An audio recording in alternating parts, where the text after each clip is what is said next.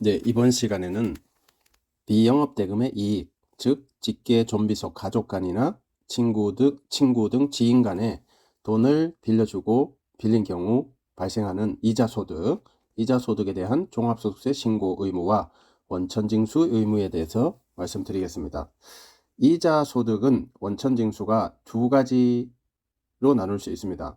먼저 금융기관, 은행 등 금융기관에서 발생하는 이자소득은 소득세 14%, 주민세 10%, 1.4% 해서 15.4%를 원천징수합니다.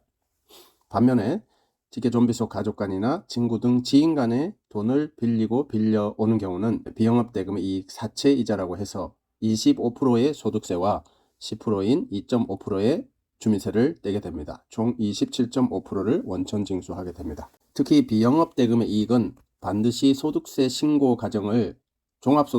과정을 거쳐서 정산을 하게 되어 있는데, 이 금융소득에 대해서는 종합소득세 신고 시 비교과세 제도가 있습니다. 비교과세 제도는 금융소득 2천만 원까지는 항상 원천징수세율, 은행 이자소득은 14%, 직계좀비 속 가족, 친구 등 지인 간의 사채이자, 비영업대금의 이익은 소득세 25%, 주민세 2.5%를 2천만 원까지는 항상 원천징수세율을 적용하라. 그리고 오바되는 부분만 종합소득세 누진세율을 적용하라. 이렇게 해서 나오는 세금과 모든 금융소득을 포함한 모든 종합소득 금액을 획일적으로 누진세율, 그러니까 2천만 원 이하까지 포함해서 누진세율을 적용한 종합소득세 결정세액과 비교해서 둘 중에 더 큰 금액으로 세금을 납부하게 한다. 이런 제도가 금융소득 종합소득세 신고 시 비교과세 제도가 되겠습니다. 그렇기 때문에 이 금융소득이 2천만 원 이하인 경우와 2천만 원을 초과하는 경우 내용이 상이합니다. 먼저 사인 간에 발생하는 이자소득, 비영업대금의 이익이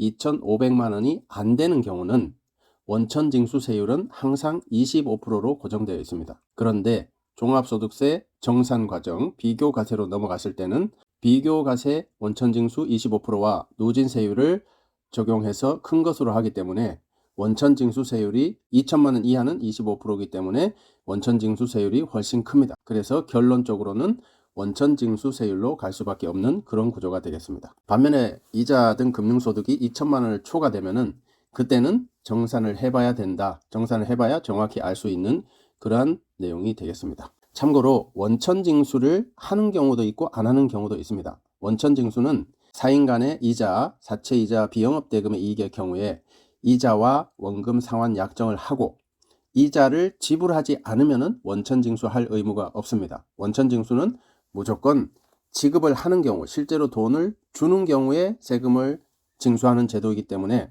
종합소득세 신고 시기까지 이자를 지불하지 않으면 원천징수할 의무가 없습니다. 그렇기 때문에 원천징수 관련 가산세 또한 전혀 발생될 여지가 없겠습니다. 이렇게 이자 약정을 하고도 이자를 주고받지 않은 상태에서 종합소득세 신고 시기가 된 경우는 기납부세액이 발생하지 않습니다. 그냥 종합소득세 비교과세 과정을 거치는데 금융소득이 2천만 원 이하이기 때문에 이 경우는 누진세율 15%, 6%, 15%보다 원천징수세율 25%가 더 크기 때문에 비교과세 과정을 거치면은 종합소득세 신고 시 원천징수세율인 25%를 적용하게 되기 때문에 결국은 최소한 원천징수세율 25%만큼은 부담하게 된다. 이런 내용이 되겠습니다. 대부분 가족 간의 금전 소비대차의 경우에 이자소득이 2천만 원을 넘어가지 않기 때문에 종합소득세 비교과세 과정을 거치더라도 원천징수세율 25%를 결국 적용된다는 사실을